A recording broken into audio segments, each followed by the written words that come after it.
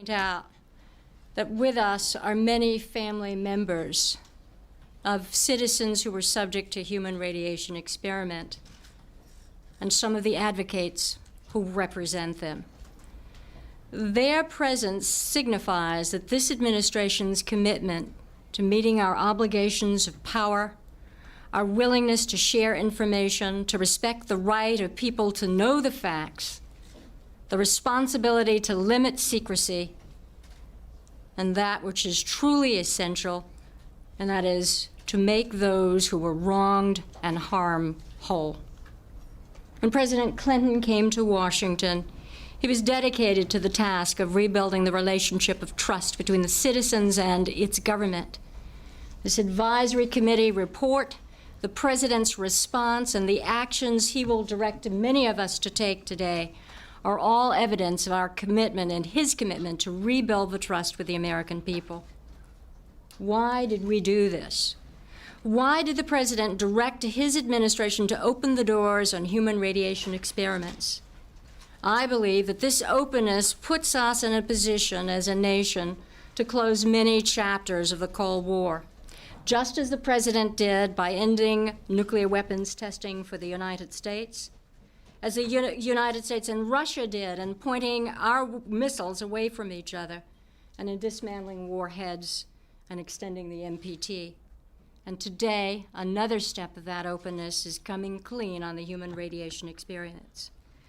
When the President appointed the advisory committee, he committed our whole government to a massive record search, which included some 840,000 pages and the declassification of some 3,020 documents. And we have made available to the American people these government records because they strike at the heart of the relationship between the American people and their government, and whether the government misused individual citizens.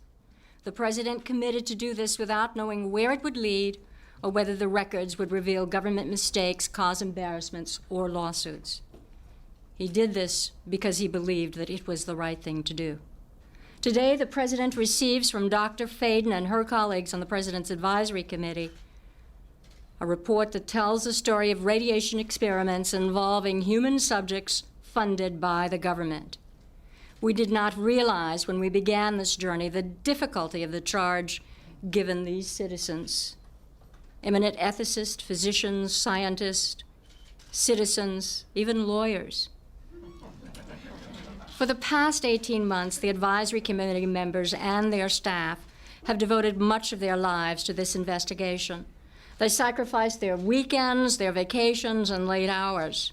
And in the end, for the committee, their actual working days to review the documents going back for decades. Today, they give us their best judgment as to whether persons were wronged.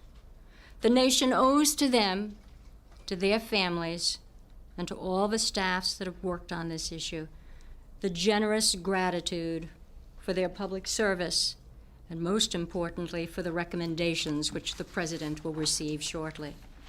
And most of all, we owe a gracious thanks to the family members who are here. Dr. Faden.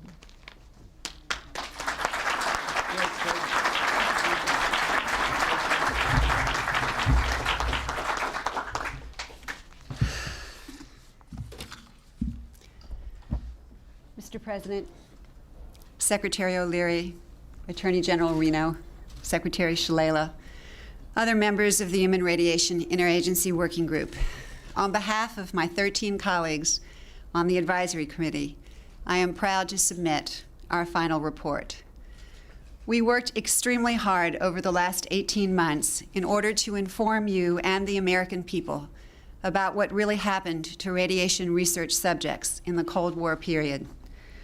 With the assistance of federal agencies, private research centers and hospitals, and numerous citizens, we have assembled and reviewed hundreds of thousands of documents, many of which were previously secret, in 31 days of open hearings conducted in Washington and throughout the country. We have heard from hundreds of public witnesses. We have found that wrongs were indeed committed, both with experiments involving radiation and with intentional releases of radiation into the environment. In the pursuit of peace and the advancement of medicine, certainly two laudable goals, the rights and interests of individuals and communities were sometimes ignored. We found that government officials and physicians who had the trust of the public and of their patients abused that trust. Patients were used as subjects of experiments without their knowledge or consent. Information was withheld from affected communities and from the public. Secrets were kept to protect the government from embarrassment and legal liability. While the radiation doses in the experiments we studied were usually low, and officials and scientists were often concerned about risk, we do not believe that excuses the wrongs that were done. We urge you to do the right thing by those who have been wronged or harmed by these events. In our report, we recommend for your consideration guidelines for compensating former subjects. But if we are to keep faith with those who have suffered, we must all do more. Your extraordinary efforts have allowed the American people to learn about a piece of our history that we could not otherwise have understood. You have opened the doors of this nation's records, and they must stay open. You have recognized the price of secrecy in research for what it is, a legacy of cynicism and a legacy of distrust. If we are to keep faith with those who have suffered, we must do everything possible to guarantee that what happened to them never happens again. The committee learned that research safeguards have come a long way since the Second World War. Americans can and should feel much more secure about medical research today, but the system remains imperfect. I urge you to carefully review the committee's findings and recommendations. Both the government and research institutions must do all they can to protect our fellow citizens. If this committee's work is to mean anything, it has to be that 50 years from now, there does not have to be another presidential committee charged with investigating allegations of abuses of human subjects. There should never be another such advisory committee. Information must not be concealed again from people in their own time, so that it takes 2 generations for the truth to come out. Mr. President, your leadership in this area has been indispensable. Without your willingness to open government files to our scrutiny, our work would have been totally impossible. We could not have done it. Your staff, your cabinet and agency heads and their staffs have been supportive at every turn. We have had every request met, but always with great respect for our independence. You've set a new standard for open government in an area that has been largely secret for 50 years. We on the committee are both honored and grateful that you have taken our work so seriously. I hope that we have met the challenge that you put before us 18 months ago. On behalf of the committee and of our staff, thank you for this extraordinary opportunity to serve our nation. It has been a true privilege.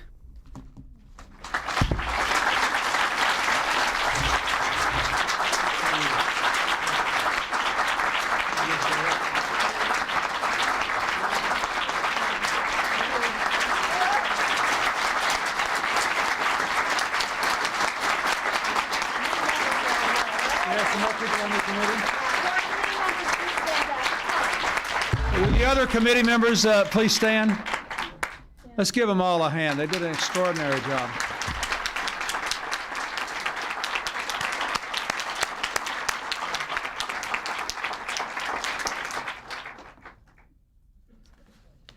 Let me begin with a simple thank you to everyone who participated in this extraordinary project and to everyone who supported them. I am especially glad to see here today Senator Glenn, who's been so active in working on the medical ethics issue, Congressman Markey, who's worked on this issue for a very long time, Congressman Frost, Secretary Shalala, Deputy Secretary of Veterans Affairs Herschel Gober, and of course the Attorney General. Basically tries to get us all to do the right thing all the time. I want to thank Secretary O'Leary for her extraordinary devotion to this cause. And you heard in her remarks basically the way that she views this. It's a part of her ongoing commitment to finish the end of the Cold War. And perhaps no energy secretary has ever done as much as she has to be an advocate, whether it is for continued reforms within the Energy Department or her outspoken endorsement of the strongest possible commitment on the part of the United States to a comprehensive test ban treaty, which I believe we will achieve next year, in no small measure thanks to the support of the Secretary of Energy. And of course, I want to thank Dr. Ruth Faden for her extraordinary commitment of about a year and a half of her life to this unusual but important task. And all of you who served on the committee, I remember the first time we put this committee together, I looked, I said, that's a pretty distinguished outfit. I wish I could give them 5 or 6 jobs to do. I'll expect you back next Monday, and then we'll. I do thank you so much for the work you have done. Let me tell you that just as this is an important part of the efforts that Secretary O'Leary outlined, I saw this committee as an indispensable part of our effort to restore the confidence of the American people in the integrity of their government. All of these political reform issues, to me, are integrated. When I became the president, I realized we had great new economic challenges, we had profound social problems, that a lot of these things had to be done by an energized American citizenry, but that our national government had a role to play in moving our country through this period of transition. And in order to do it, we needed to increase the capacity of the government to do it through political reform, but we also needed, as much as anything else, to increase the confidence of the American people that at the very least they could trust the United States government to tell the truth and to do the right things. So you have to understand that for me, one reason this is so important is that I see it as part of our ongoing effort to give this government back to the American people. Senator Glenn's long effort to get Congress to apply to itself the same laws it imposes on the private sector. The restrictions that I imposed on members of my administration in high positions for lobbying for foreign governments. And when the lobby bill failed in the Congress, I just imposed it by executive order on members of the executive branch. All these efforts at political reform, it seems to me, are important. But none of these efforts can succeed unless people believe that they can rely on their government to tell them the truth and to do the right thing. We have declassified thousands of government documents, files from the Second World War, the Cold War, President Kennedy's assassination. These actions are not only consistent with our national security, they are essential to advance our values. So, to me, that's what this is all about. And to all those who represent the families who have been involved in these incidents, let me say to you, I hope you feel that your government has kept its commitment to the American people to tell the truth and to do the right thing. We discovered soon after I entered office that with the specter of an atomic war looming like Armageddon, far nearer than it does today, the United States government actually did carry out on our citizens experiments involving radiation. That's when I ordered the creation of this committee. Dr. Faden and the others did a superb job. They enlisted many of our nation's most significant and important medical and scientific ethicists. They had to determine first whether experiments conducted or sponsored by our government between 1944 and 1974 met the ethical and scientific standards of that time and of our time. And then they had to see to it that our research today lives up to nothing less than our highest values and our most deeply held beliefs. From the beginning, it was obvious to me that this energetic committee was prepared to do its part. We declassified thousands of pages of documents. We gave committee members the keys to the government's doors, file cabinets, and safes. For the last year and a half, the only thing that stood between them and the truth were all the late nights and hard work they had to put in. This report I received today is a monumental document in more ways than one. But it is a very, very important piece of America's history, and it will shape America's future in ways that will make us a more honorable, more successful, and more ethical country. What this committee learned, I would like to review today with a little more detail than Dr. Faden said, because I think it must be engraved on our national memory. Thousands of government-sponsored experiments did take place at hospitals, universities, and military bases around our nation. The goal was to understand the effects of radiation exposure on the human body. While most of the tests were ethical by any standards, some were unethical, not only by today's standards, but by the standards of the time in which they were conducted. They failed both the test of our national values and the test of humanity. In one scientist injected plutonium into 18 patients without their knowledge. In another, doctors exposed indigent cancer patients to excessive doses of radiation, a treatment from which it is virtually impossible that they could ever benefit.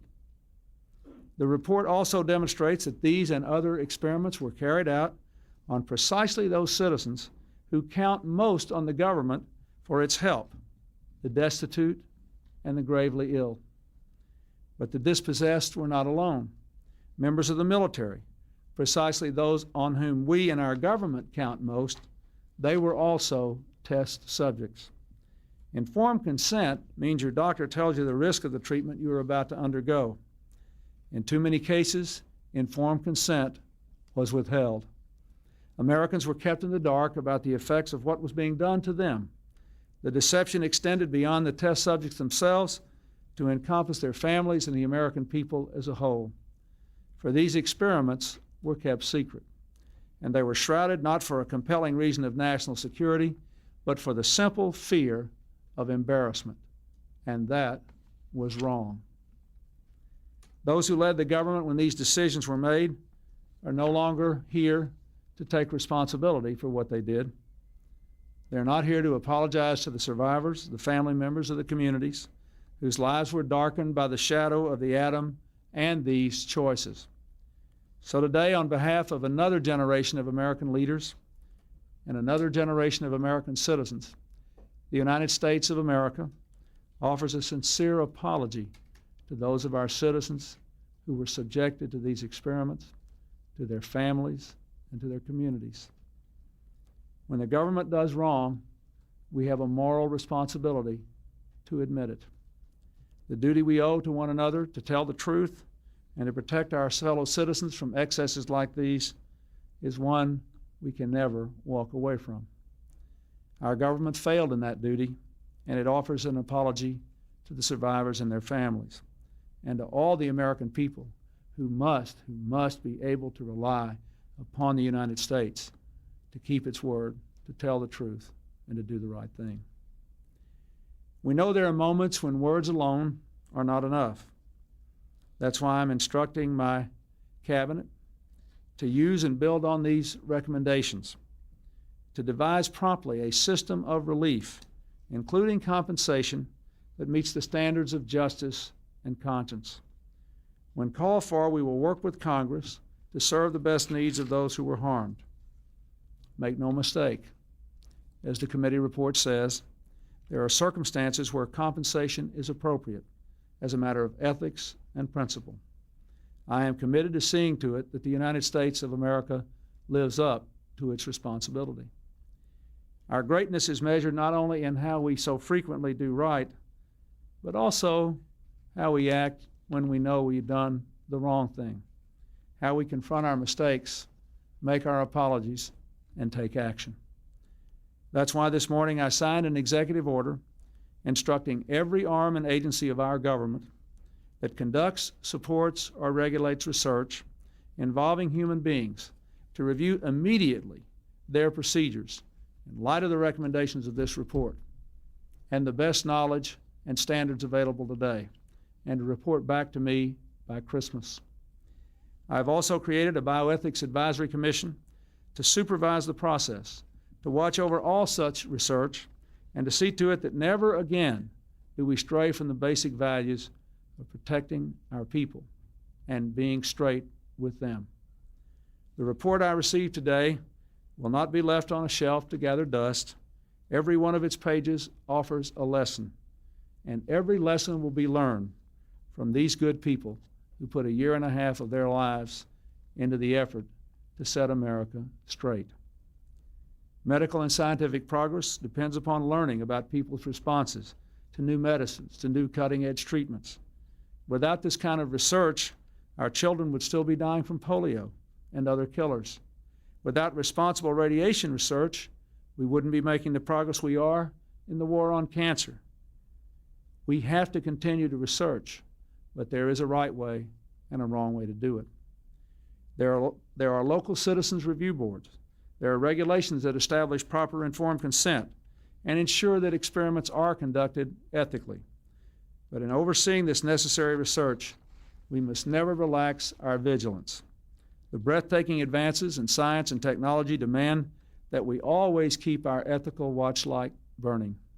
No matter how rapid the pace of change, it can never outrun our core convictions that have stood us so well as a nation for more than 200 years now, through many different scientific revolutions.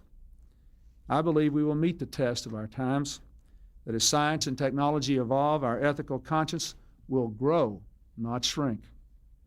Informed consent, community right to know, our entire battery of essential human protections, all these grew up in response to the health and humanitarian crises of this 20th century. They are proof that we are equal to our challenges. Science is not ever simply objective.